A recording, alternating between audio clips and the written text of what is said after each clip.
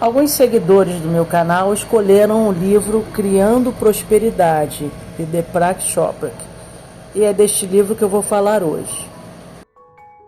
Na capa de dentro do livro diz assim: caro leitor, você tem em mãos um dos livros mais surpreendentes de Deepak Chopra, obra que deu origem ao best-seller As 7 Leis Espirituais do Sucesso. Este livro explora o significado completo de consciência da prosperidade. Segundo o autor, prosperidade inclui dinheiro, mas não apenas isso.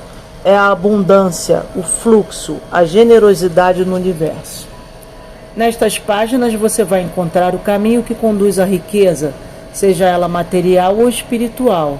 Chopra nos ensina as atitudes mentais necessárias para alcançar o poder ilimitado do conhecimento e mostra como canalizá-lo para a prosperidade. Com uma linguagem simples e direta, Chopra explica alguns dos princípios básicos da física quântica, assunto que explora com mais profundidade em Você é o Universo, e os aproxima da sabedoria contida na filosofia hindu. Por meio de 26 passos você vai aprender quais posturas adotar para treinar o seu comportamento e atrair mais riqueza. Nestas lições, trilhará um caminho para além da riqueza material, rumo ao desapego, à empatia e à verdadeira iluminação do espírito. Há inteligência e poder em tudo que nos rodeia. Cabe a nós reunir todas essas boas energias para obter sucesso e abundância. A apresentação. Era uma vez em uma terra muito distante, um jovem foi até a floresta e disse ao seu mestre espiritual: desejo ter uma riqueza sem limites, e com essa riqueza sem limites, ajudar a curar o mundo. Poderia, por favor, me ensinar o segredo da prosperidade? E o mestre espiritual lhe respondeu: existem 2 deusas que moram no coração de todo ser humano. Todo mundo sente um amor profundo por esses seres supremos.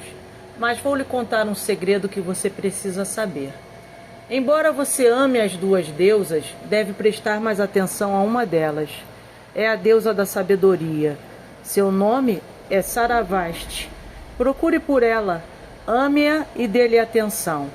A outra deusa, cujo nome é Lakshmi, é a deusa da prosperidade. Quando você se dedica muito a Saravasti, Lakshmi sente-se muito enciumada e presta mais atenção em você. Quanto mais você se interessar pela deusa da sabedoria, mais a deusa da prosperidade estará com você. Ela o acompanhará onde quer que você vá e nunca o abandonará. Assim, a prosperidade que você deseja será sua para sempre. A sabedoria, o desejo e o espírito têm poder. E é nesse poder que se encontra a chave da prosperidade. Uma mensagem do autor. O conteúdo deste livro é bastante conciso e precisa ser assimilado e vivenciado pelo leitor com consciência. Para melhores resultados, sugiro que você leia o livro por inteiro de uma vez e em seguida leia pequenos trechos diariamente. Ao completar o livro, comece tudo de novo. Faça disso um hábito constante, e todas as formas de prosperidade vão acompanhar você aonde quer que... Capítulo 1. A fonte da abundância. A prosperidade é a experiência na qual todas as nossas necessidades são atendidas com facilidade e nossos desejos satisfeitos espontaneamente. A alegria, saúde, felicidade e vitalidade em todos os aspectos da existência.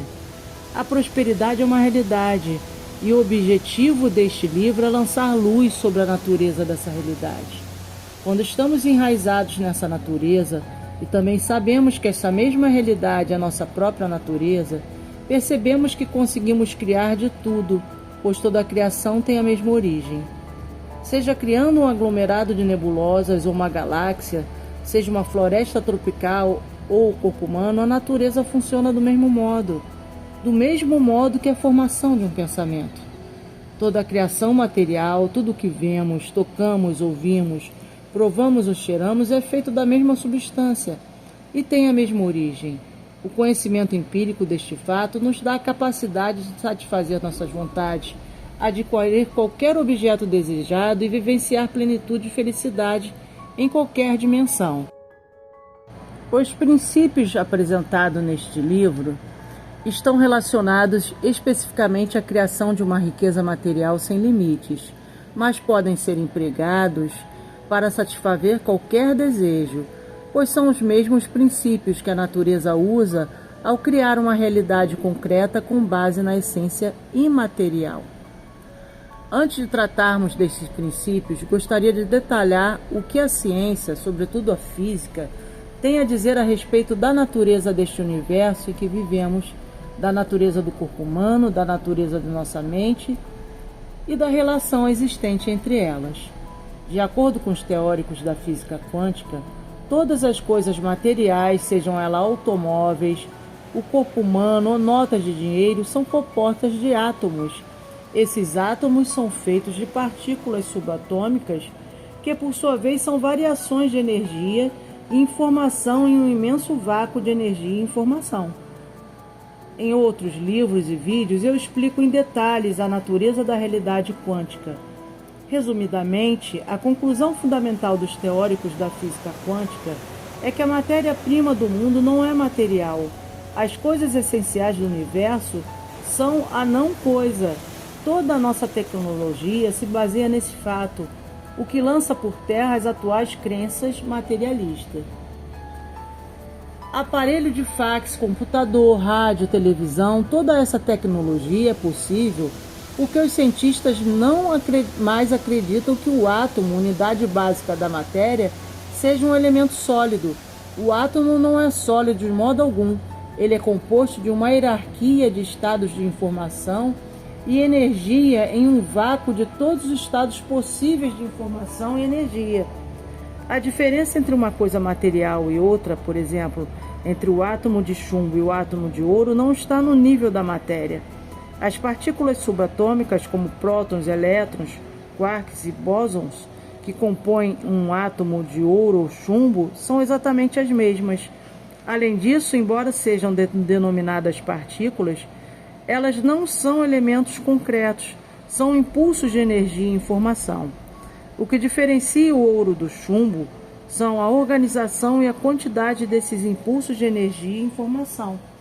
Todas as criações concretas são estruturadas a partir de energia e informação.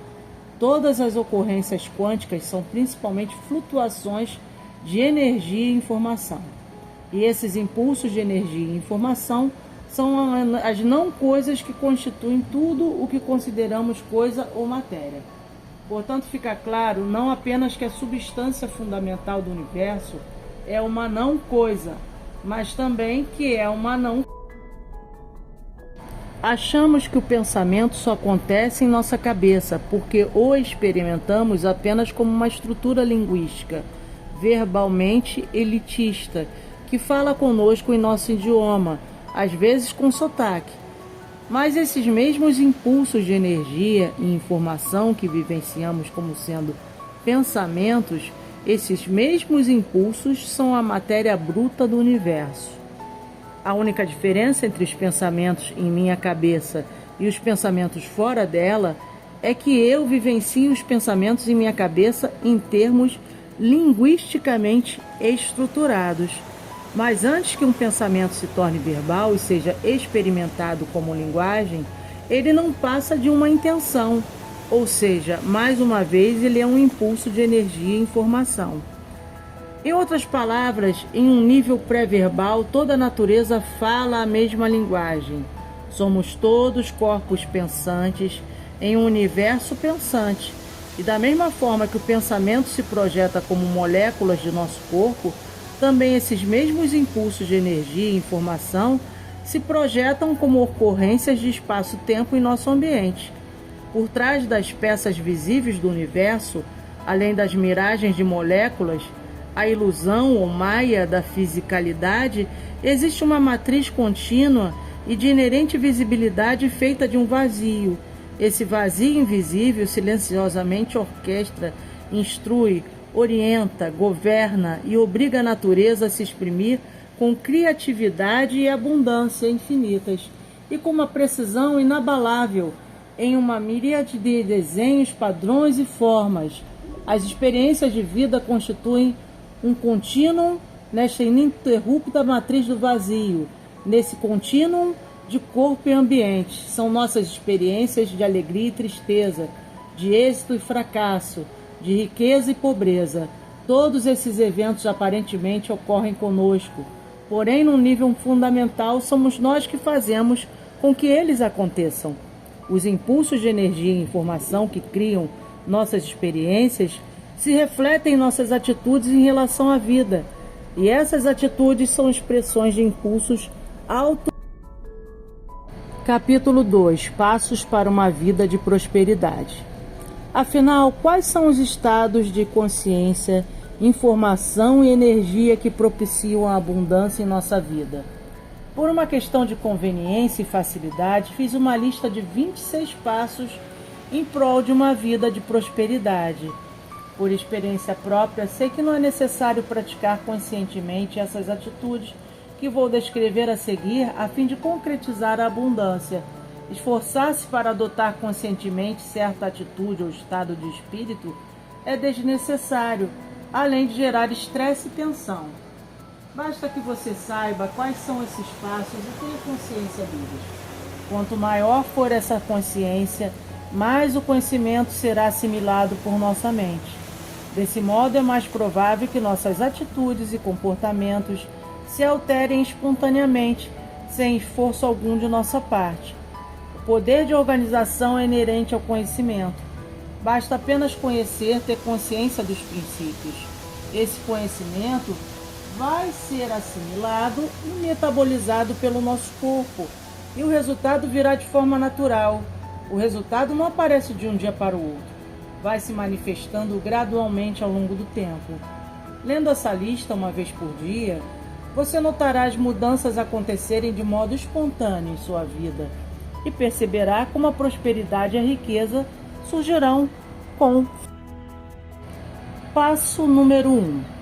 Ser um campo de possibilidades. A verdadeira natureza de nosso estado essencial, bem como a do universo, é ser um campo de possibilidades. Em nossa forma mais básica, somos um campo de possibilidades. Nesse nível é possível criar de tudo. Esse campo de possibilidades é a nossa natureza mais fundamental. É nosso eu interior. É também chamado de absoluto, sendo definitiva a sua autoridade. É intrinsecamente rico porque dá origem à diversidade e à abundância infinitas do universo. Ser melhor, evoluir significa aprimorar-se cada vez mais ao longo do tempo e, em última instância, obter o melhor de tudo. Quem tem consciência da abundância só procura o melhor. Trata-se de um princípio básico. Mantenha atitudes de primeira classe em toda a sua trajetória, e assim o universo sempre corresponderá, oferecendo-lhe o que tem de melhor. Passo número 3. Ser desprendido. Sem a experiência do desprendimento e da caridade, $1 bilhão no banco não passam de pobreza. Por definição, a consciência da abundância é um estado de espírito. Se uma pessoa vive preocupada com a quantia de dinheiro de que vai precisar, não importa quanto tenha no banco, ela é muito pobre. O desprendimento leva automaticamente à caridade e à partilha, pois a fonte de onde tudo sai é infinita, ilimitada e inesgotável. Passo número 4. Saber como ajudar. Existe a lei da oferta e da procura. Independentemente do que alguém tenha a oferecer, sempre encontrará uma demanda correspondente. Pergunte a si mesmo: como posso servir? Como posso ajudar? Você vai encontrar a resposta em si mesmo. Ao encontrá-la, logo perceberá e saberá que há uma procura pelo que você tem a oferecer. Todos nós temos um Dharma, um propósito na vida. Quando estamos em Dharma, apreciamos e amamos o nosso trabalho. Passo número 5. Sentir alegria pelo sucesso alheio. É preciso exprimir alegria pelo sucesso alheio. sobretudo dos concorrentes e dos que são considerados rivais. Nossos concorrentes e inimigos podem vir a ser colaboradores se soubermos apreciar seu sucesso. A expectativa determina um resultado, portanto, sempre espere pelo melhor e verá que o resultado será o melhor. Passo número 6. Aprender com o fracasso. Em todo fracasso se encontra a semente do êxito. Há um mecanismo fundamental na manifestação do material a partir do não material, do visível a partir do invisível. Trata-se do princípio do aperfeiçoamento. No mecanismo da criação, os fracassos são etapas que nos aproximam de nosso objetivo. Na realidade, não existe fracasso. O que denominamos fracasso não passa de um mecanismo pelo qual aprendemos a acertar. Passo número 7. Sentir-se grato e exercer a generosidade. A gratidão e a generosidade são atributos naturais da consciência da prosperidade, já que devemos sempre procurar o melhor, que é um princípio básico. Por que não adotar Deus como modelo? Por que não adotar Deus como modelo? Afinal, ninguém é mais abastado do que Deus, pois Deus é o campo de todas as possibilidades. Existe um mecanismo preciso pelo qual todos os desejos podem se manifestar, e ele apresenta 4. Primeira etapa: você adentra o espaço entre os pensamentos. Esse espaço é uma janela, um corredor, o vórtice transformador pela qual a mente individual se comunica com a mente cósmica. Segunda etapa: nesse espaço você pode ter clareza do seu propósito. Terceira etapa: você então abandona a fixação pelo resultado, pois perseguir um resultado ou se prender a isso significa sair desse espaço. Quarta etapa: você deixa que o universo tome conta dos detalhes. É importante ter um propósito claro em sua consciência, mas é também necessário abandonar a fixação pelo resultado, pela conclusão. E esse propósito está naquele espaço, está nele também o potencial de organizar e orquestrar os detalhes que podem afetar qualquer resultado. Talvez você se lembre de alguma vez em que tentava recordar um nome, esforçando-se em vão.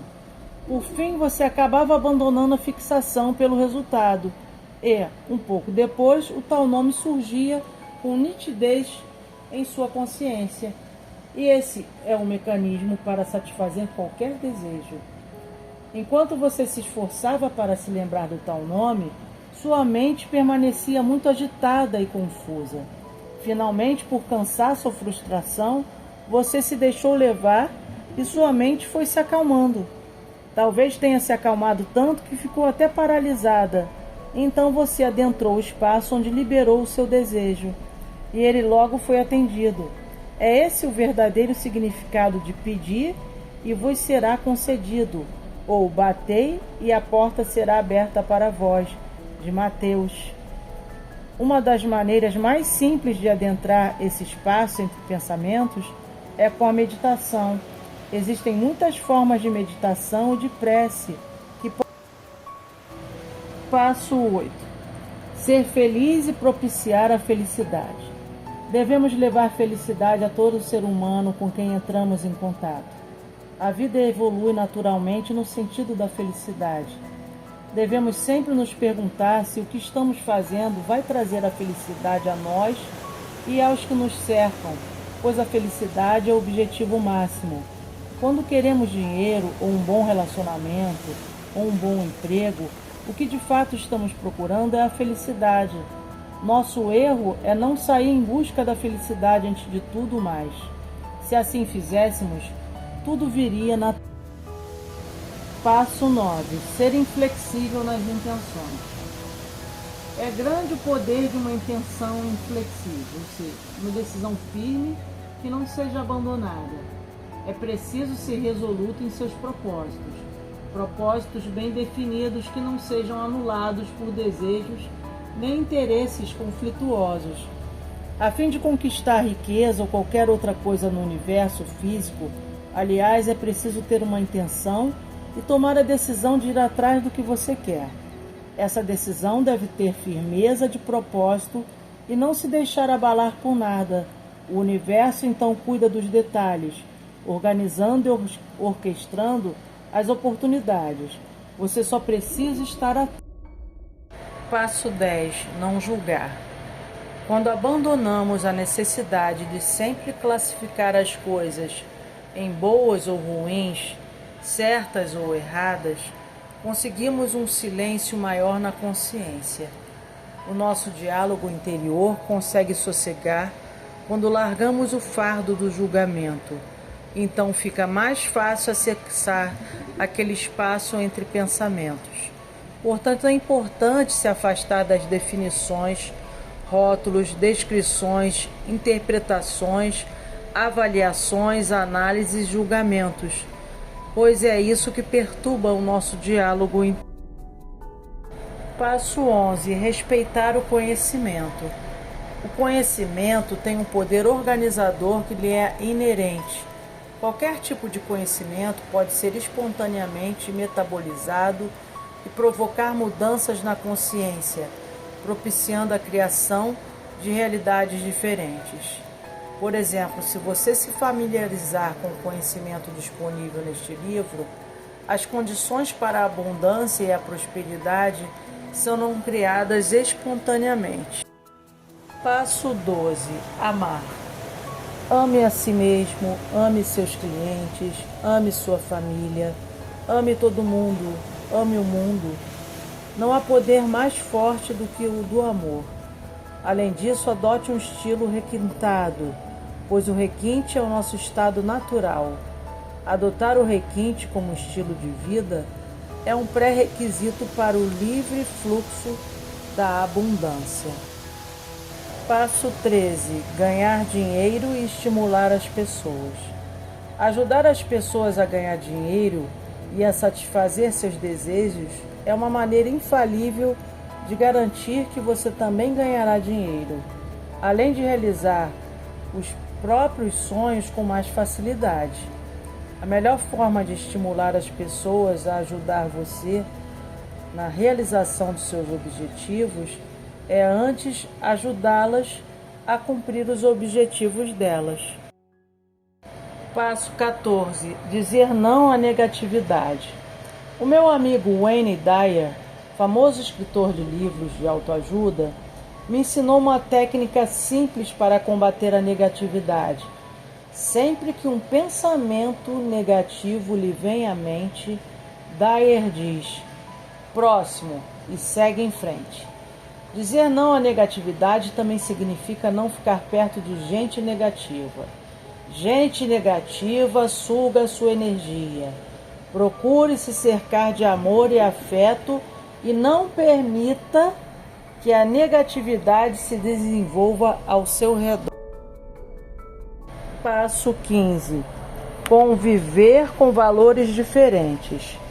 A vida é a coexistência dos opostos. Alegria e tristeza, prazer e dor, altos e baixos, quente e frio, aqui e ali, luz e sombra, nascimento e morte. Nossa experiência se dá por contrastes. Nada teria significado sem o seu oposto. Disse um sábio: o homem que nasce cego jamais saberá o significado de escuridão, porque não conhece a luz. Quando existe em nossa consciência a compreensão e a aceitação dessa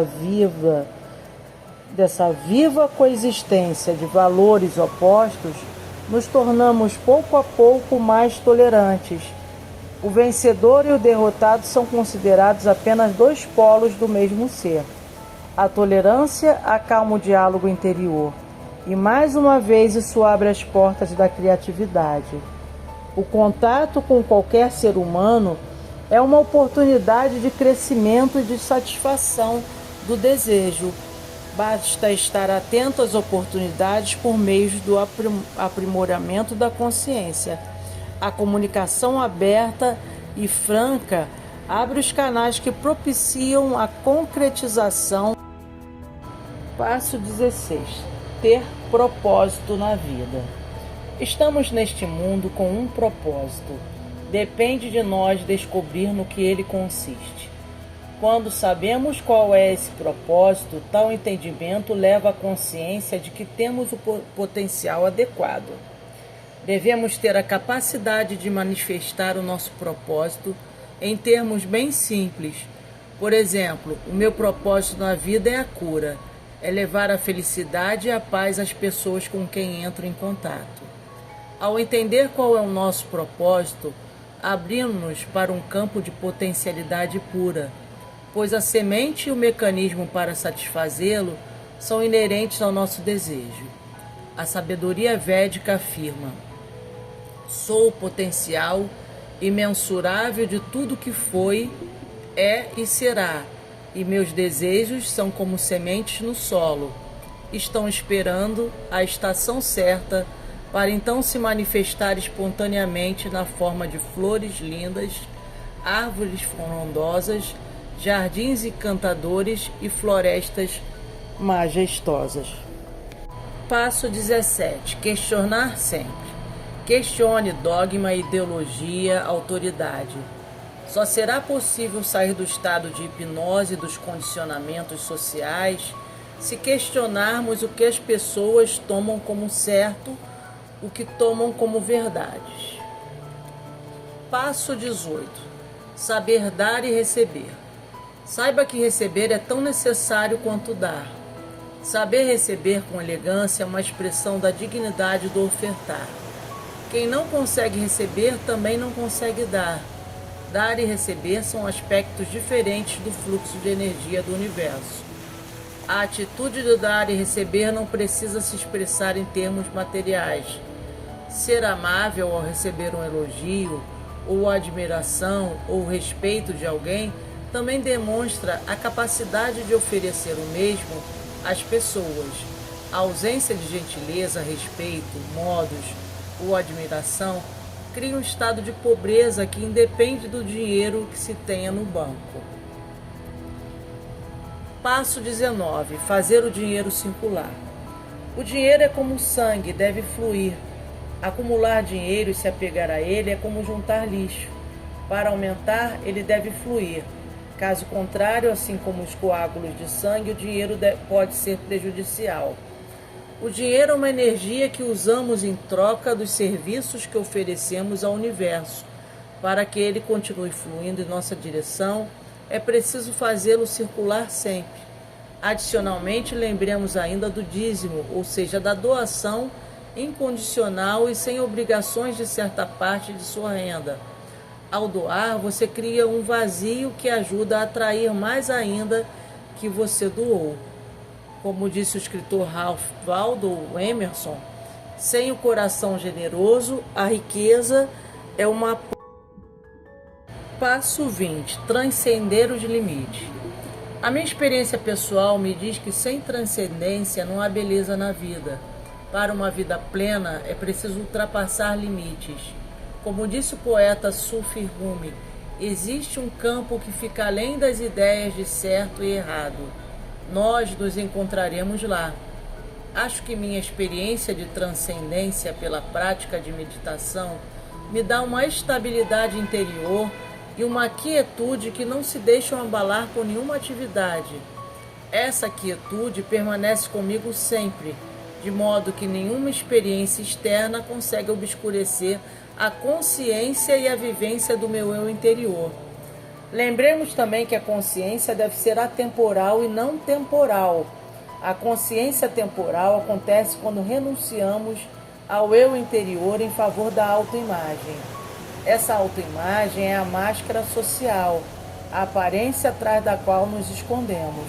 Na consciência temporal, o nosso comportamento fica sempre sob a influência do passado e do temor pelo futuro, sobrecarregado de culpa e mágoa. Ele tem as suas raízes no medo, o que provoca desordem, envelhecimento e morte. A consciência temporal, por outro lado, é a consciência do eu interior. A sabedoria védica afirma: não me preocupo com o passado e não tenho medo do futuro, porque a minha vida está concentrada sobretudo no presente. Assim, a resposta correta a todas as situações chega a mim. Esse é também um estado de bem-estar, felicidade. O eu interior não se encontra no reino do pensamento, mas no intervalo entre pensamentos, e a mente cósmica nos sussurra delicadamente através desse intervalo. É o que também denominamos intuição. A consciência temporal fica no intelecto, ela faz cálculos. A consciência atemporal fica no coração, ela sente. Em termos de transcender limites, é interessante também pensar em otimizar a criatividade e apresentar um serviço melhor, estabelecendo um banco de talentos ou um grupo de indivíduos de talentos e habilidades variados, que quando... Passo 21. Compreender a unidade existente na diversidade. A consciência da unidade é um estado de iluminação em que perfuramos a máscara da ilusão, que cria separação e fragmentação. Por trás da aparência de separação existe um campo unificado de plenitude. Ali a paisagem e o observador são um só. Vivenciamos a unidade da consciência quando amamos, contemplamos as estrelas, andamos na praia, ouvimos música, dançamos, lemos poesia, rezamos ou permanecemos no silêncio da meditação. Na unidade da consciência, ultrapassamos a barreira do tempo e adentramos o parque de diversões da eternidade. Em outras palavras, dizemos, a beleza das montanhas era de tirar o fôlego. O tempo então parou. Assim, montanha e observador tornam-se um só. Em um nível muito profundo de consciência, sabemos que você, eu e a montanha e tudo mais que somos, o mesmo ser em diferentes formas. É esse o estado de amor, não como sentimento, mas como verdade definida. Passo 22. Respeitar valores. Verdade, integridade, sinceridade, amor, fé, devoção e beleza. Esses são valores importantes.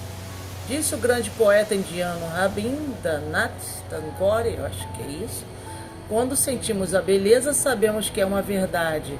Sem valores só existe confusão e caos. Quando os valores se desintegram, tudo se desintegra. A saúde piora, a pobreza se sobrepõe à prosperidade, as sociedades e as civilizações desmoronam.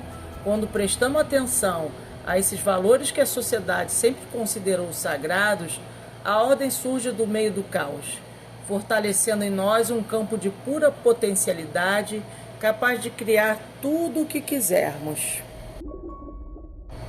Passo 23. Não se preocupar com a riqueza. A consciência da riqueza implica a ausência de preocupação com dinheiro. As pessoas realmente ricas nunca se preocupam em perder sua riqueza, porque sabem que no lugar de onde ela saiu existe uma fonte inesgotável de dinheiro. Certa ocasião, quando conversávamos sobre o projeto de paz mundial com o mestre Maharishi Mahesh Yogi, alguém lhe perguntou, de onde vai sair o dinheiro? Sem hesitar, ele respondeu, de onde ele estiver. Passo 24. Sempre agradecer. Lembremos-nos de sempre expressar o apreço e a gratidão sincera a todos que nos ajudaram. Jamais devemos fingir esse apreço, mas quando assim sentimos, devemos expressá-lo. Manifestar gratidão é uma força poderosa que gera muito mais do que já recebemos. Passo 25. Conservar o vigor juvenil. Temos saúde quando a nossa identidade está relacionada ao eu interior. Quando transferirmos essa identidade para o material, ou seja, para situações, circunstâncias, pessoas, objetos, abrimos mão de nossa energia. Consequentemente, sentimos falta de vitalidade. Quando a nossa identidade está vinculada ao eu interior, conservamos toda a nossa energia e sentimos força e vigor juvenil. Passo 23. Ou passo 26. Ter gosto pela vida. Ter gosto pela vida significa apreciá-la em toda a sua vitalidade e exuberância. É saber que existe uma única vida que se expressa de uma infinidade de formas. E enxergar essa vida é reconhecer que a força está no momento presente. É saber que eu sou ela, você é ela, que tudo isso é ela e ela é tudo que existe. O poeta indiano Rabindranath Tagore disse: o mesmo fluxo de vida que corre mundo afora, corre em minhas veias dia e noite e dança em compasso ritmado. E essa mesma vida que brota com alegria através da poeira da terra em inúmeras folhas de relva e floresce em agitadas ondas de flores. Ele se refere a esse fluxo como a vital palpitação das eras, bailando em meu sangue nesse exato momento. Ter gosto pela vida é entrar em contato com essa palpitação do tempo, é encarar o desconhecido com tranquilidade e liberdade. O desconhecido é o campo de todas as possibilidades a cada momento presente. Está ali a liberdade para além dos condicionamentos do passado, da prisão do espaço, do tempo e da causalidade. Como disse Dom Juan Carlos Castanheira, não importa o nosso destino desde que o enfrentemos com o máximo de desprendimento. Isso é tranquilidade, é alegria. Pronto. Esses são os passos para uma riqueza ilimitada, as etapas para a prosperidade em sua vida. Lembro mais uma vez que você não precisa ser racional em relação a essas atitudes. Basta ter consciência delas. Leia esta lista diariamente ou grave-a para que possa ouvi-la sempre e você vai perceber que sua vida vai mudar, tornando-se uma manifestação de prosperidade, liberdade, abundância, infinitude e imortalidade. Gere tanta riqueza quanto seu coração desejar. Satisfaça todos os seus desejos materiais e não materiais. Gere riqueza e gaste-a. Gaste-a de maneira extravagante e depois compartilhe-a e faça doações. Faça doações a seus filhos, família, parentes, amigos, à sociedade e ao mundo, porque a riqueza pertence ao universo, não pertence a nós. Nós pertencemos a ela. Somos crianças privilegiadas, pois o universo resolveu compartilhar conosco a sua fartura. Só precisamos prestar atenção nessa abundância para que ela seja nossa. A atenção é fundamental. Um grande sábio indiano disse: você vai aonde a sua atenção o levar. Na verdade, você é a sua atenção. Se ela se fragmenta, você se fragmenta. Se ela estiver no passado, você estará no passado. Se ela estiver no momento presente, você estará na presença de Deus. E Deus estará com você. Preste atenção no presente, no que está fazendo. Deus está em toda parte. Você só precisa compreender isso. A magia da atenção. Até aqui tratamos dos passos para a prosperidade em termos um tanto materialistas. Mas riqueza material ou dinheiro são simplesmente um meio para a satisfação imediata de nossos desejos. A prosperidade ou a riqueza apenas indicam que a pessoa consegue satisfazer seus desejos com facilidade, sejam eles materiais, sejam emocionais, psicológicos ou espirituais. A atenção da pessoa realmente rica nunca se concentra apenas no dinheiro. Aliás, ela jamais se preocupa com dinheiro. Se você tem milhões de dólares no banco e não para de pensar em dinheiro, preocupando-se com ele o tempo todo, pensando em ganhar mais, em não perder dinheiro, achando que não tem o suficiente, você é pobre, ainda que tenha dinheiro em quantidade. Como disse Oscar Wilde, existe apenas uma classe social que pensa mais em dinheiro do que a dos ricos. São os pobres. Na verdade, o pobre não pensa em outra coisa. A verdadeira prosperidade ou riqueza tem uma tranquilidade em relação a tudo na vida, inclusive dinheiro. A real consciência da fartura significa, portanto, ter consciência da fonte de toda a realidade material, que por sua vez é um campo único, um campo de todas as possibilidades. Não basta pensar sobre esse campo para compreendê-lo, pois ele transcende o pensamento por definição. Porém, podemos vivenciar esse campo ao transcender os limites do pensamento e reconhecê-lo como parte de nossa natureza. Quando ultrapassamos esses limites, chegamos ao conhecimento direto não verbal, sem o uso de palavras, sem a distração da palavra enunciada. E é essa a importância da meditação, que nos oferece a experiência do ser puro, mesmo que a experiência do ser puro seja em si a expressão da mais pura bem-aventurança e alegria. A principal vantagem de alternar a meditação e a atividade física é que quanto mais mergulhamos no campo do ser puro, da consciência pura, da percepção pura, mais a nossa atividade absorve as características inerentes ao ser puro, à consciência pura, ser ilimitada, abundante, próspera e imortal. A melhor maneira de conhecer esse campo do ser puro é a meditação, conhecer suas características racionalmente e prestar atenção a elas também ajuda, pois no final das contas, seja qual for a nossa vivência, gostaria de explicar aqui, mais uma vez, alguns detalhes sobre o campo quântico. Segundo os físicos, à medida que avançamos pelo reino das partículas subatômicas, adentrando a nuvem de partículas subatômicas que compõem o átomo, que por sua vez transforma tudo em algo concreto, e tentamos analisar e compreender essas partículas, que têm nomes simpáticos como quarks, bósons, leptons, etc., vemos que elas são tão pequenas que é impossível dimensioná-las. Não existe e nunca vai existir nenhum instrumento capaz de medir a ínfima pequenez de tais partículas. Na verdade, são tão pequenas que nós podemos apenas pensar sobre elas. Além disso, há outro fato muito interessante em relação a essas partículas. Elas jamais foram vistas. Portanto, se não podemos observá-las, se não podemos enxergá-las, como sabemos que existem? A resposta é: sabemos que existem por causa dos indícios que deixam nos aceleradores de partículas, nos lugares onde estão sendo feitas as pesquisas sobre a teoria das partículas. É possível enxergar e até fotografar os vestígios que elas deixam. Ao examinar esses vestígios, ficamos sabendo que elas de fato existem, mas há ainda um outro aspecto muito curioso sobre elas. Elas só existem quando nós as observamos. Então, toda vez que observamos para essas partículas no campo quântico, elas piscam. E sempre que desviamos a nossa atenção delas, elas desaparecem no vazio. Elas acendem e apagam como lampejos de luz. Lampejos de luz numa sala escura.